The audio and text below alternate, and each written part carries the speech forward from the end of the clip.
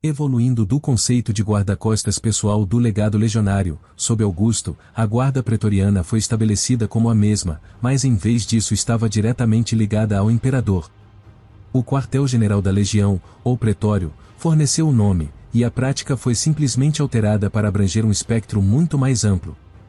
As cohortes da pretoria, como eram inicialmente conhecidas, originaram-se com o surgimento de grandes soldados políticos, sendo o Cipião africano um dos primeiros a adotar esses guardas pessoais.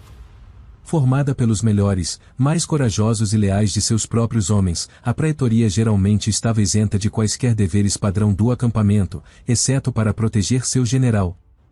Enquanto os imperadores posteriores, como César, Antônio e Otaviano certamente colocaram seus próprios guardas pessoais, não foi até a ascensão de Otaviano como imperador Augusto que a guarda pretoriana como instituição foi estabelecida. No tumulto de quase um século de guerra civil e conflitos sociais, Augusto viu a necessidade de estabelecer um corpo de soldados explicitamente leais a ele. Esses guardas, ao contrário de outras unidades militares, entravam em combate ou faziam campanha apenas por ordem direta ou na companhia do imperador e da família do imperador.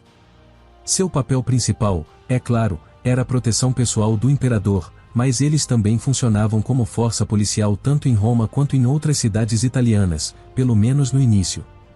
Originalmente, Augusto queria manter alguma tradição republicana, bem como evitar a aparência de controle tirânico.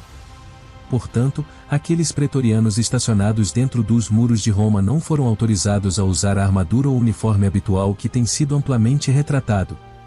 Chamado de cohors togata, esse nome refletia que essas tropas usavam uma toga civil, mais parecida com os lictores da era republicana do que com os soldados. No entanto, eles estavam armados com o gladius padrão do exército, em oposição aos fasces ou hastes de madeira agrupadas, o dos lictors. Fora de Roma, e no campo de batalha, um pretoriano seria equipado da mesma maneira que qualquer outro legionário imperial. No início, Augusto recrutou 9 coortes de cerca de 500 homens cada, essencialmente igual ao tamanho de uma legião imperial. Cada coorte foi eventualmente aumentada para igualar a da primeira coorte de força dupla de uma legião imperial, de modo que cada coorte, a partir desse momento, era geralmente composta por 1000 homens. 3 dessas 9 unidades iniciais estavam estacionadas em Roma, enquanto as outras 6 estavam guarnecidas em toda a Itália. No início, cada coorte estava sob o comando de um tribuno equestre, mas na virada do milênio, Augusto havia criado a posição de comando geral do Praetorian Praefectus. Os prefeitos acabaram se tornando jogadores políticos incrivelmente poderosos e, em alguns casos, exerciam controle e poder mais diretos sobre o império do que o imperador. Estabelecidos como uma instituição com suprema lealdade ao imperador, eles acabaram se tornando uma formidável força política, em muitos casos, eliminando o atual imperador e ditando a ascensão ao trono. Os pretorianos foram originalmente recrutados entre os melhores legionários italianos veteranos disponíveis. O serviço na guarda era uma posição de honra e era considerado um status de elite para um soldado. Ao contrário da opinião popular, os pretorianos, especialmente depois da era Júlio-Claudiana, frequentemente faziam campanha com o imperador. As incursões inimigas na Itália ou nas províncias próximas também eram frequentemente enfrentadas pelos defensores pretorianos. Como o interior profundo do império estava desprovido de tropas em comparação com as províncias fronteiriças, muitas vezes poderia recair sobre a guarda imperial para proteger o império interior. Eles também acompanharam os imperadores que atuaram como generais durante a campanha. Exemplos notáveis são Trajano na Dácia e Marco Aurélio enquanto ele conduzia a guerra no Danúbio, e os pretorianos certamente estiveram envolvidos em ação pesada. O serviço como guarda pretoriano não apenas oferecia status de elite, mas em muitos aspectos oferecia benefícios consideráveis ao do legionário padrão. O tempo de serviço era de 16 anos, em oposição a 20 ou 25 anos na legião. A oportunidade de promoção também foi excelente, já que muitos pretorianos passaram a servir como centuriões e outros oficiais do exército permanente regular. As condições de pagamento também ofereciam uma vantagem considerável. Os pretorianos recebiam estipêndio sesquiplex, ou pagamento e meio-al das legiões. Sob Domiciano, os pretorianos ganhavam 1.500 denários por ano, tornando-os ricos em comparação com o cidadão comum. Eles também eram elegíveis para donativum especial, que geralmente era pago na ascensão de um imperador para garantir a lealdade do guarda. Além disso, tais pagamentos podem ser pagos a qualquer momento, para mais uma vez comprar seu suporte contra problemas de fermentação. Após a aposentadoria, o pretoriano também recebeu 5.000 denários, um assentamento de terras e um diploma militar, como todos os legionários receberam. Portanto, servir por 16 anos ao imperador poderia tornar um soldado consideravelmente rico.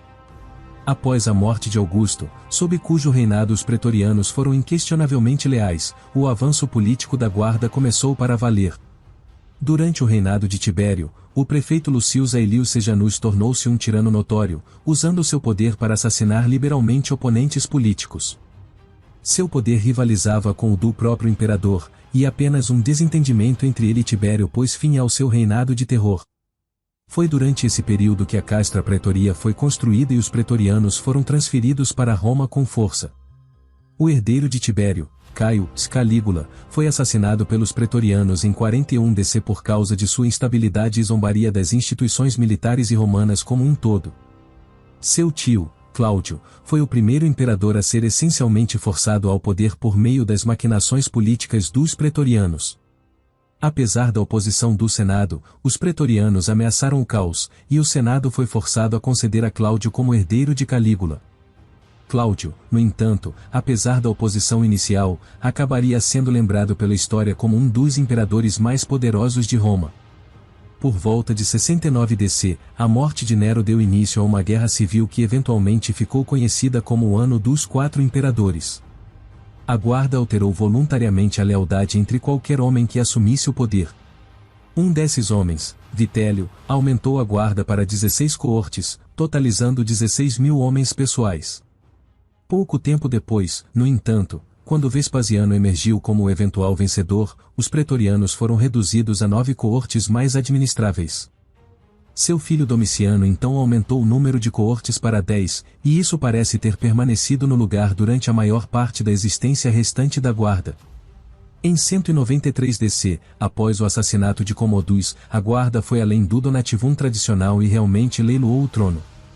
Didio Juliano, um rico senador, comprou o cargo imperial, mas reinou apenas 66 dias até ser assassinado pelos próprios homens que o colocaram ali. Tomando seu lugar, Septimio Severus reformou a guarda, essencialmente dissolvendo-a por deslealdade. Incapaz de manter o trono sem uma guarda pessoal, porém, ele o reformou, mas abriu o recrutamento para todo o império.